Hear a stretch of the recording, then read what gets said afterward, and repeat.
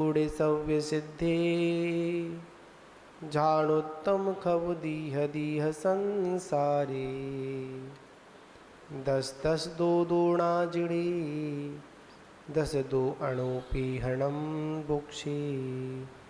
नमो अरिहंताणम नमो सिद्धाणम नमो आयरीयाणम नमो वज्रायाणम नमो लोहि सव्वसाहुणम। पंच परमिष्टि भगवान की जय हो।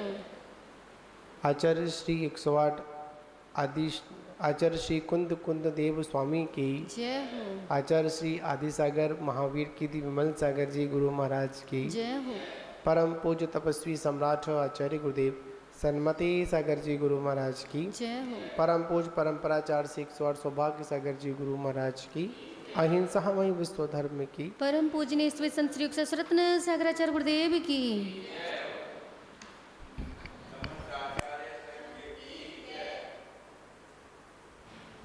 मान बाबू मानस अनुपेक्षा ग्रंथ का हम लोग स्वाध्याय कर रहे हैं, जिसमें आज हम सभी लोग चर्चा करेंगे। अभी तक आश्रम और संवर की निर्जरा की बात चल रही थी। अब यहाँ पर आश्रम संवर, अब है निर्जरा। तो निर्जरा में आचार्य भगवंत कहते हैं, जो कर्म आए थे उनको रोकना संवर। अब जो संवर हुआ था, अब उन कर्मों को क्या करना, सींचना, मतलब बाहर की ओर निकालना। वो क्या कहलाता है, निर्जरा कहलाता है। तो इसी आचार्य भगवंत इसको बता रहे हैं। बंद पदे संगरणम ऋजरणम इति जनेहम पन्नतम जेड़ हवे संवर्णम तेण दो निजणामिदी जाने। आचार्य भगवंत कुंद कुंद देव स्वामी यहाँ पर हम सभी को बतला रहे हैं कि बंद पदे संगरणम, मतलब बधे हुए कर्म में से आत्मा के जो प्रदेश, बधे हुए कर्मों मतलब प्रदेशों का गलना, वो क्या कहलाता है, ऋजरणम, मतलब निर्जरा कहलाता है।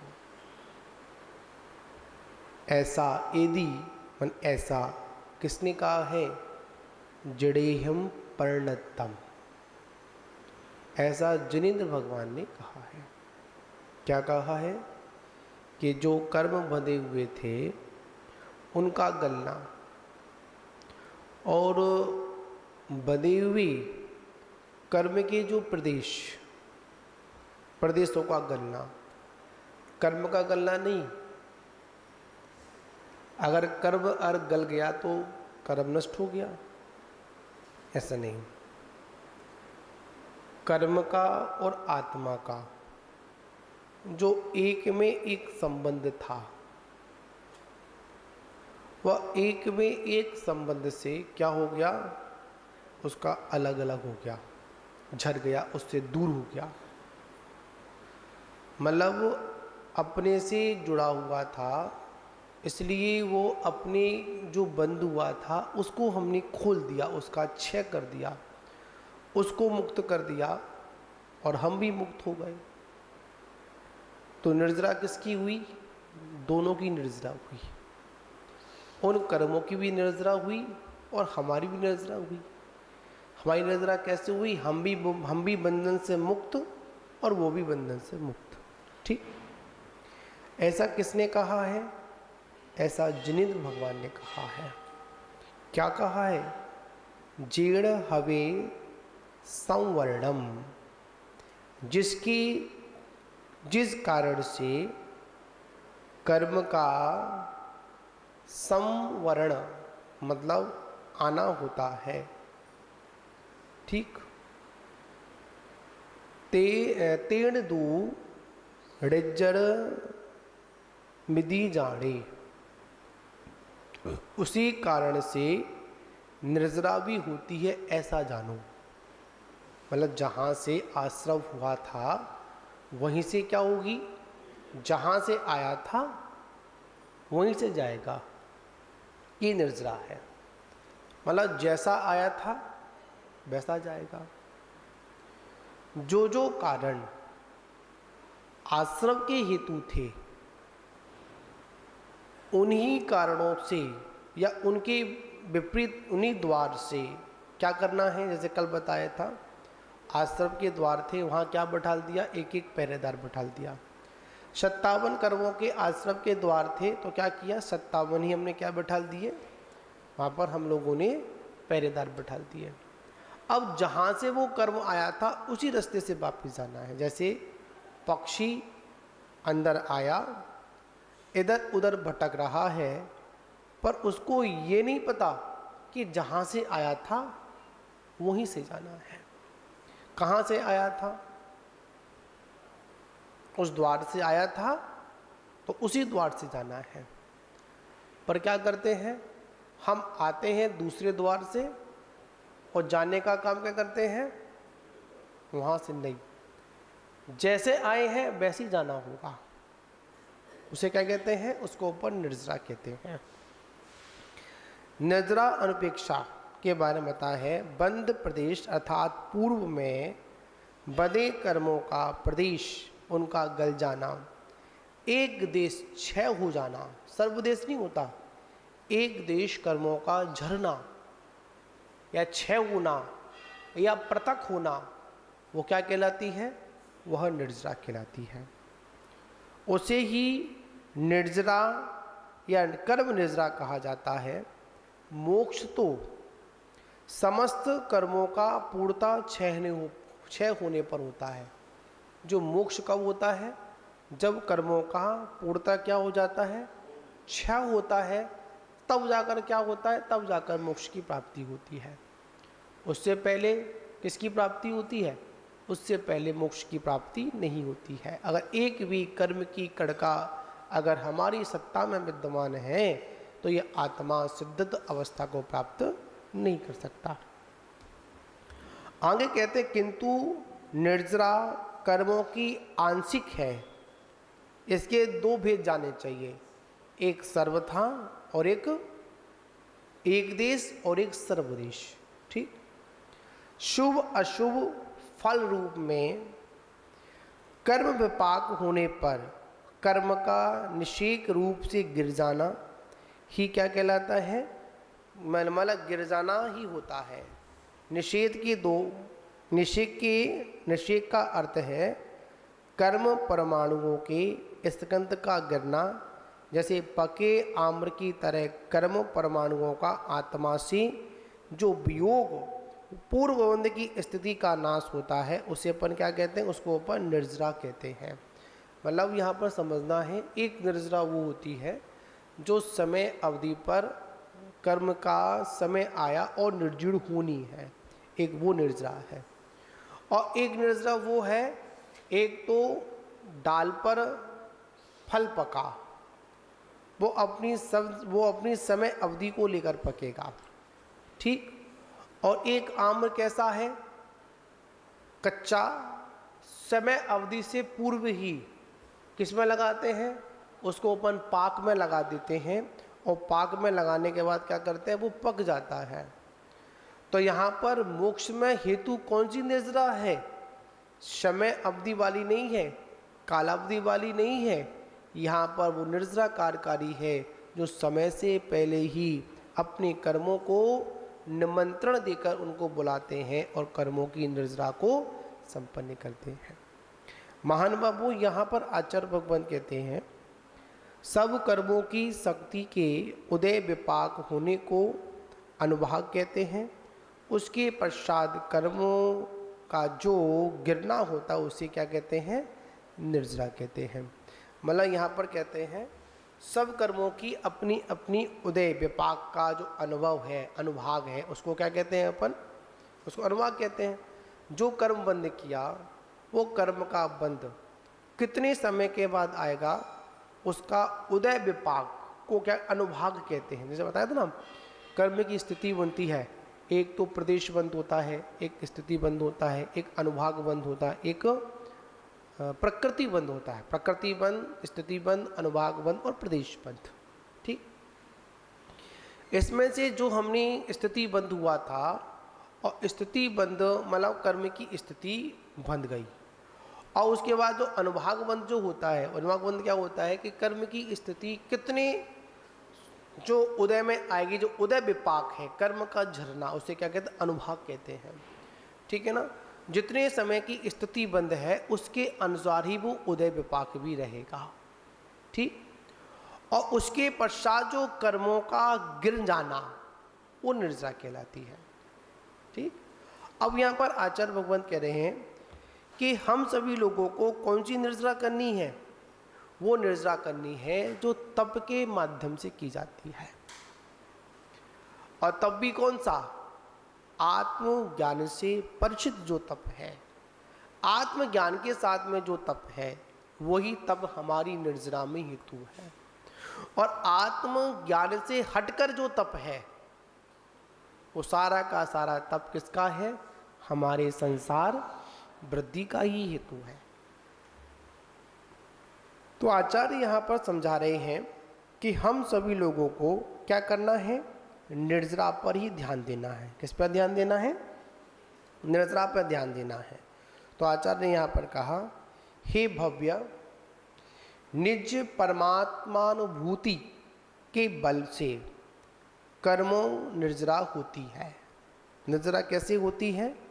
निज परमात्मानुभूति के बल पर क्या होती है? निर्जरा होती है। देखिए, जब भी हमारे संपूर्ण कर्मों की निर्जरा होगी, जब तक हमको परमात्मा की अनुभूति नहीं होगी। कौन से परमात्मा? निज परमात्मा के बल पर ही कर्मों की श्रृंखला का क्या होता है? निर्जीर्ण बनती है, उनकी निर्जरा होती है।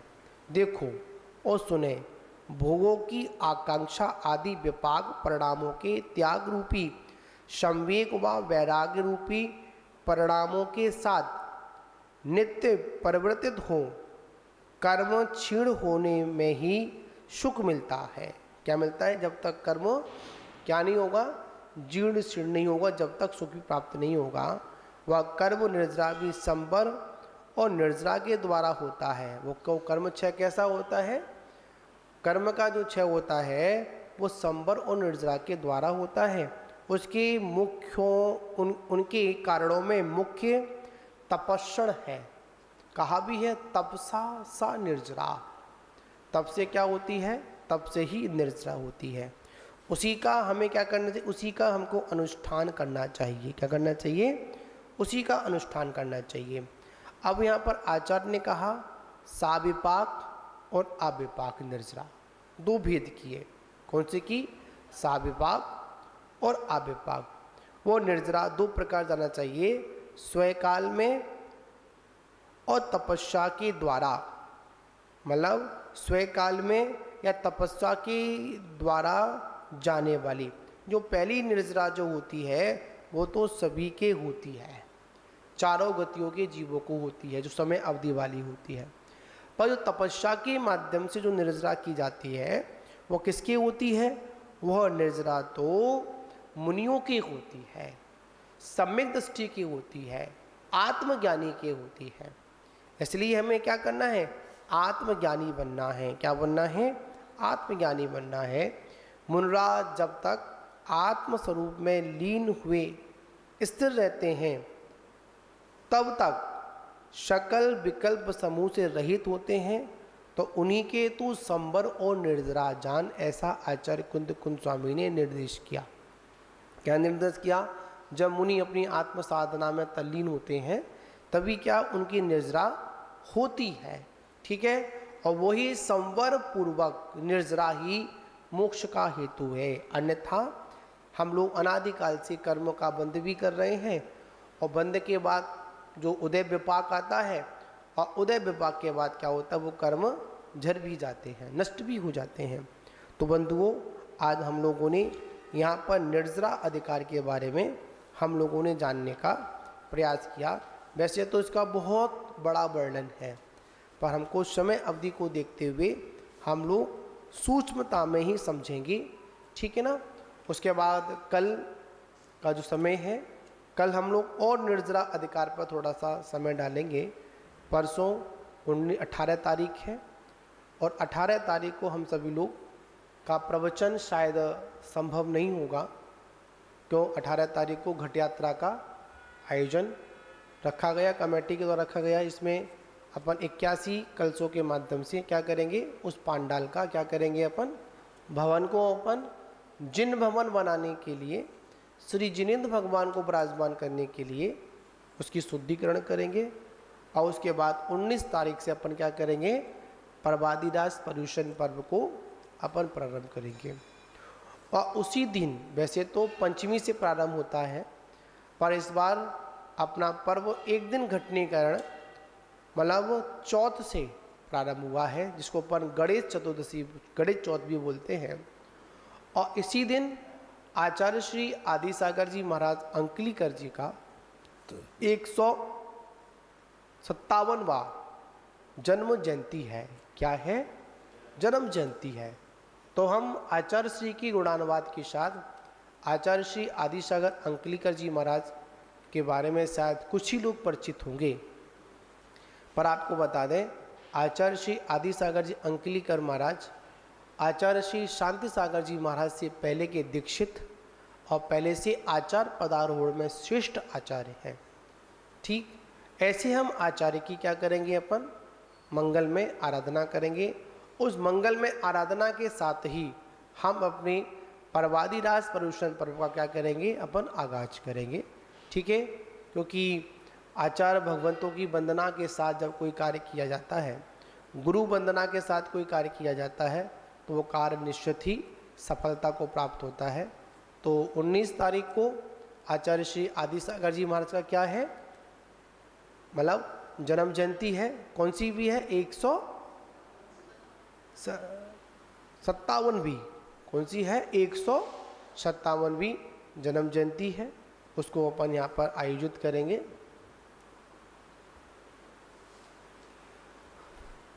ठीक, और आचार्य श्री आदिसागर जी महाराज की विशेष चर्चाएं अपन 19 तारीख को या फिर 18 तारीख की शाम की बेला में, जैसा भी समय मिलेगा, अपन उसको संपन्न करेंगे। जय बोलो शांतिनाथ भगवान की जय।